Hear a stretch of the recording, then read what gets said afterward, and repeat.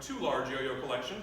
Only a handful of them are designed by Jewish yo-yo players, including this one right here.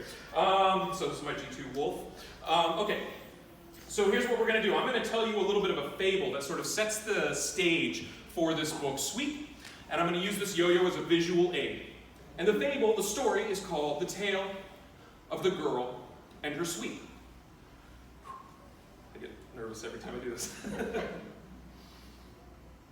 So in order to tell this story right, we're going to go way, way back to the beginning, to when the girl was just a little tiny baby.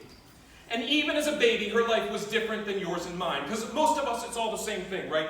We're born into the world, and we are this fat, little, useless thing, and we are in a nice, cozy nursery, rocking in a cradle. But the girl, she had no nursery. Her nursery was the wide open road. And she did not rock in a cradle. Instead, she spent her earliest days riding on the back of a man who called himself the Sweep, as he rambled from town to town to town. And when the girl got a little older, she learned how to ramble right alongside him. Now, the girl adored the Sweep. Anything he did, she would do as well. So if he ran along a high, narrow roofline, the girl would be there right behind him. And the girl knew if anything ever went bad, if she slipped and fell, then the Sweep would be there to catch her. Now, this Sweep was a chimney sweep, and it was his job to clean out the crust and the soot that formed on the inside of the chimneys.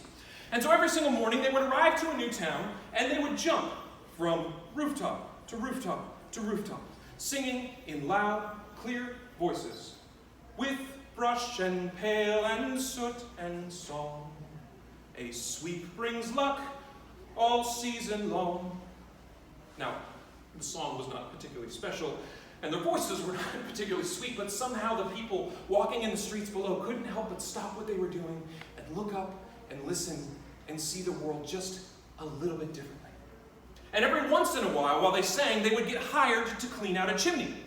Now, if you have never been on the inside of a chimney before, let me explain some things to you. First of all, the size. Even though the outside of a chimney is very large, the space on the inside, which is called a flue, that is very, very small.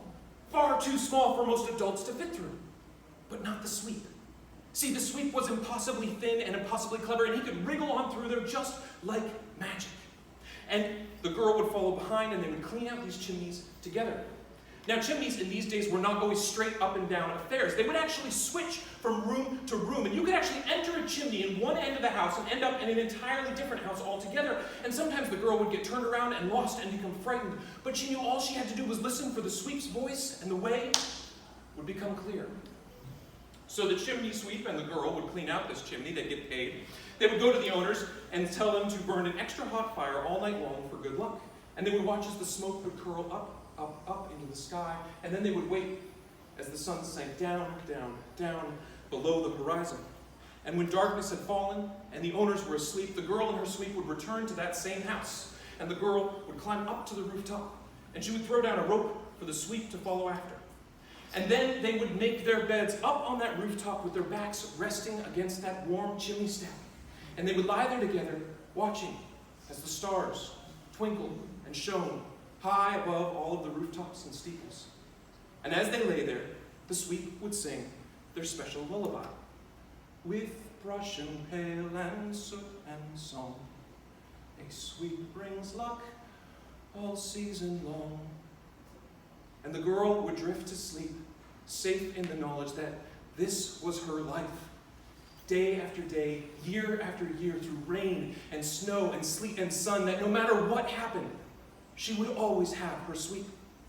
And her Sweep would always have her. Until one morning, she woke up on that roof to discover her Sweep was gone. And that is the story of the girl and her Sweep.